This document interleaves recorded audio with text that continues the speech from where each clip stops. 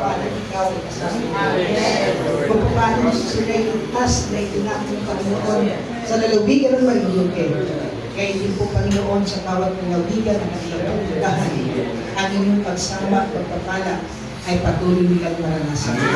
Maging sa pinansyal na pangailangan, sa pisikal na kalakasan, at sa karunungan ng buhay ng Panginoon, laging Panginoon, binigay ng namin may buhay. Amen. Kaya salamat po sa matagumpay na gawain sa pangalan ni Jesus Christ. Amen.